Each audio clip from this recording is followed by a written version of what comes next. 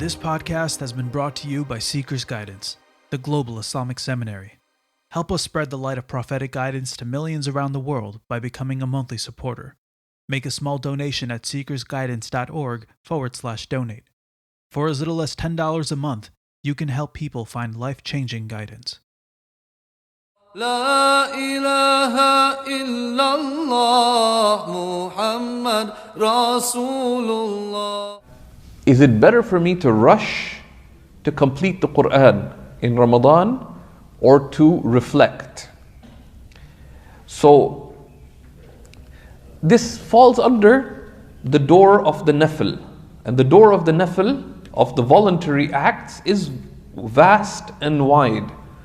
Allah subhanahu wa ta'ala has given us a lot of leeway with respect to voluntary actions.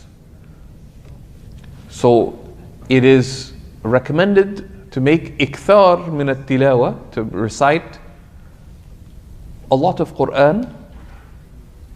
But the sunnah of recitation is what Allah subhanahu wa ta'ala tells us in the Qur'an, وَرَتِّلِ الْقُرْآنَ تَرْتِيلًا. Recite the Qur'an in a steady, measured pace. And Allah subhanahu wa ta'ala says, لَا تُحَرِّكْ بِهِ لِسَانَكَ لِتَعْجَلَ بِهِ. Do not move your tongue fast with it so that you can be hasty with it. Right? So recite an amount that you can recite at a dignified pace. So you give, at least, even when you recite quickly, you might not do all the rules of tajweed if you know proper recitation, but you do the basic rules of tajweed, which is يعني تصحيح الحروف, right? وأداء المدود, right? That you recite the letters properly and you do the basic mudud, right? The basic elongations. So if you can do that, then how much you recite, the door's open. One should have some amount of just devotional recitation and some amount of reflection. The mix that you choose is really up to you. But there is a devotional benefit in ikthar, in reciting a quantity of Qur'an, and it's also, there's great benefit in a reflective recitation. Some of the Salaf, some of the early Muslims, it's related that they used to have 3 types of khatam of the Qur'an. One khatam, they do one complete recitation of the Qur'an. This would be their devotional recitation. The devotional recitation, you read it at a steady pace with attention, attentively.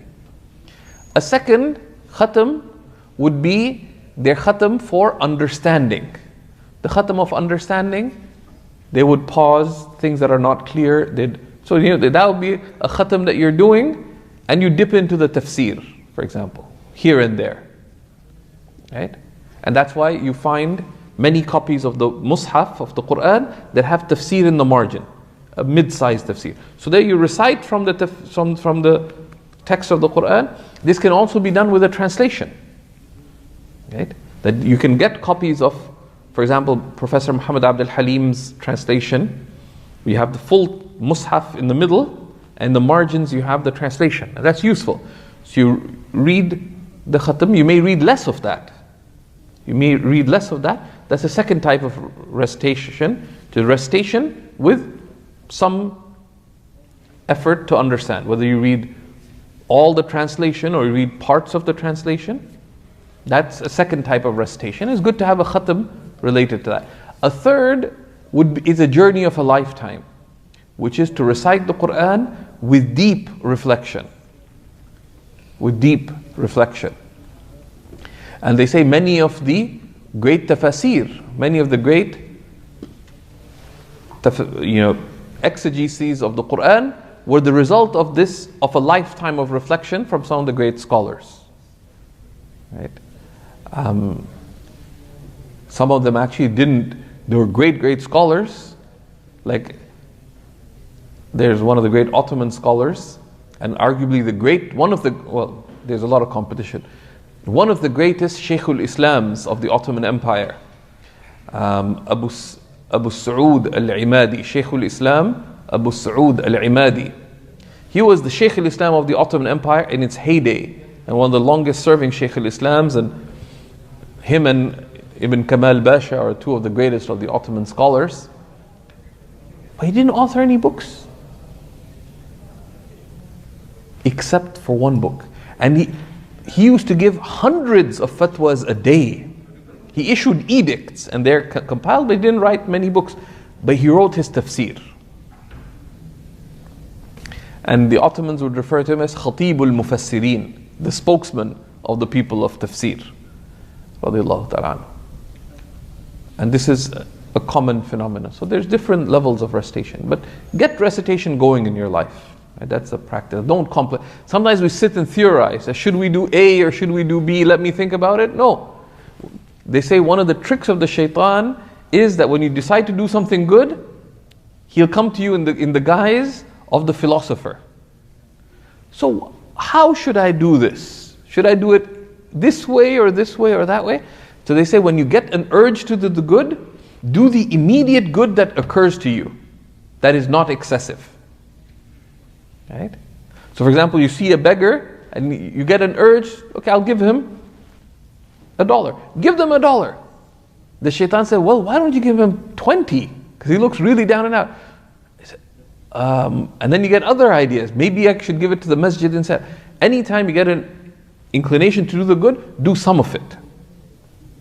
Right? And this is one of the things in the Qur'an of rushing to the good. So if you get to think, I should recite more Qur'an, first thing to do, open the Qur'an and recite, you just do a page, do a few verses. So you make the habit of, when you get the warid al-khair, when you get the call to do some good, do it. Right? So you get the thought, I think I should do more nafil prayer, more extra prayers in my life. Don't keep it theoretical. Say, yes, go pray 2 rakahs, even if they're brief, and that becomes a good habit. Wallahu a'lam. Thank you for listening. This podcast was brought to you by Seekers Guidance, the Global Islamic Seminary. Visit SeekersGuidance.org to access reliable Islamic knowledge taught by qualified teachers. We offer a wide range of courses, podcasts, articles, and a world-class answer service. Support us in spreading free, reliable Islamic knowledge to millions around the world by becoming a monthly supporter. Visit SeekersGuidance.org/donate and make a small monthly commitment today. Our beloved Prophet, peace and blessings be upon him, said, "Whoever guides someone to goodness will have a similar reward." So don't forget to share this podcast and spread prophetic guidance.